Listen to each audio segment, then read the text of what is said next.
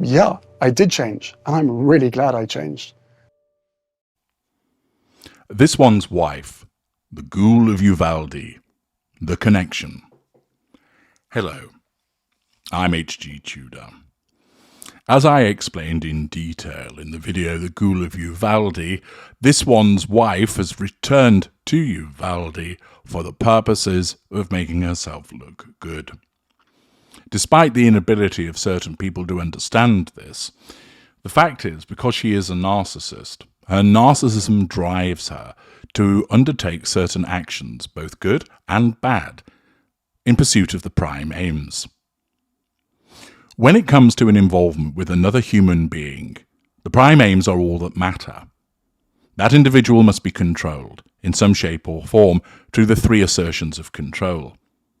Usually, fuel must be obtained. Fuel is the lifeblood of the narcissist. Sometimes, but not always, character traits and residual benefits are obtained. It's nothing to do with being kind.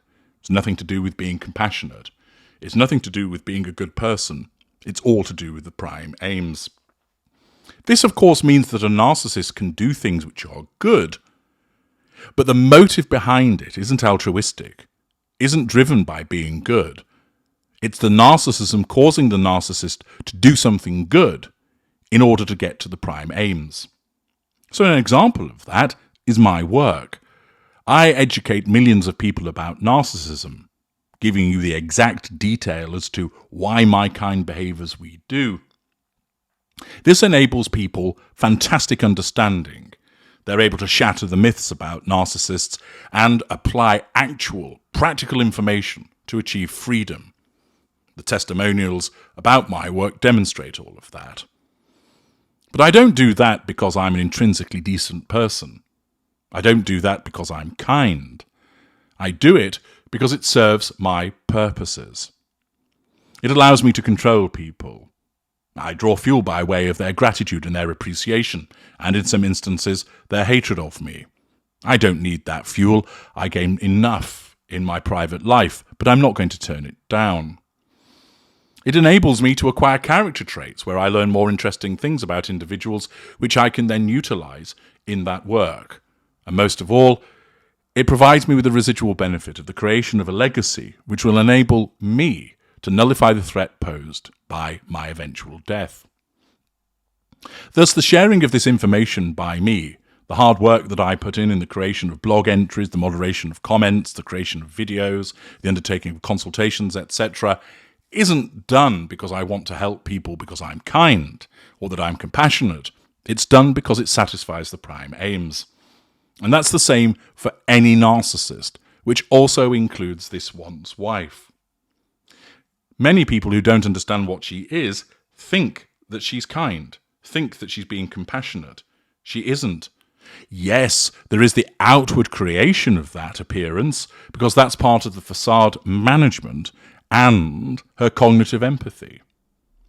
Her narcissism causes her to believe that she's being kind, that she's being considerate, that she's being compassionate.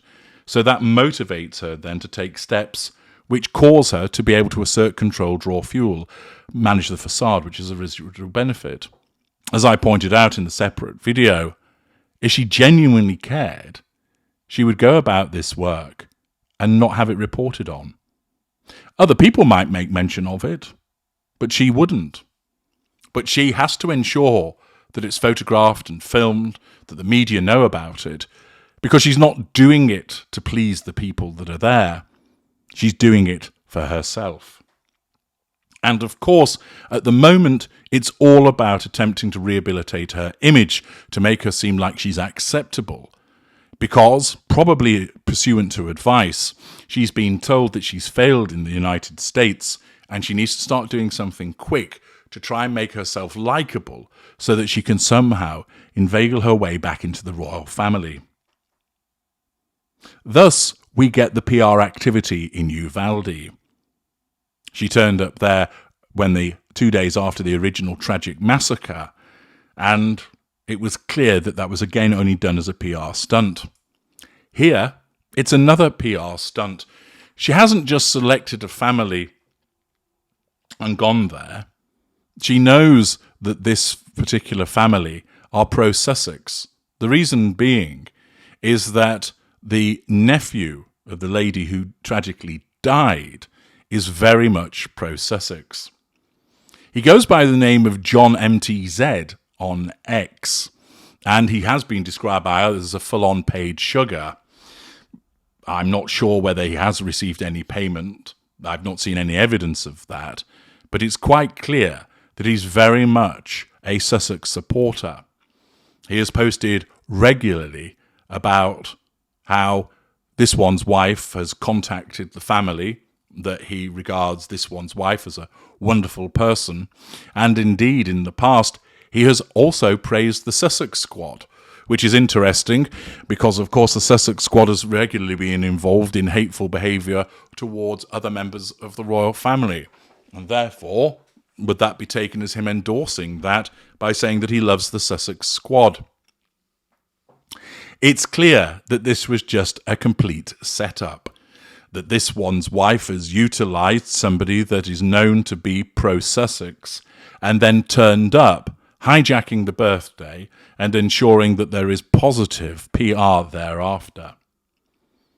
John MTZ has a fairly prolific X presence, regularly tweeting and retweeting other matters, and much of it relates to supporting, for instance, Jennifer Lawrence and hating those that don't like her, talking about LGBT matters, talking about fashion, and, of course, making mention about this one's wife.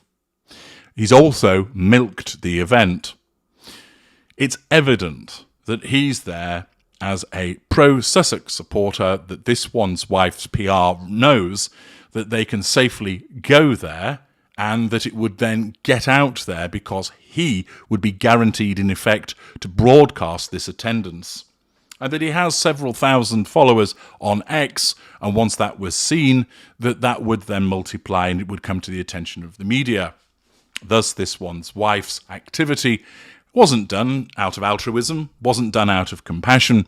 It was done because the person's house that she was going to involved an individual that she already knew viewed her favourably, that she knew would broadcast the attendance, that she knew would speak favourably about her, and therefore that would enable her to gain the publicity that she seeks.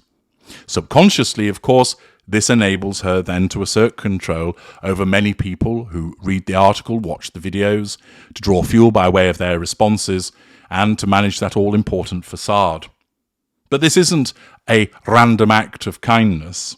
This isn't a sudden decision of, do you know, let's go and see somebody who was affected by the Uvalde tragedy and brighten their day, but let's not publicise it, let's keep it private.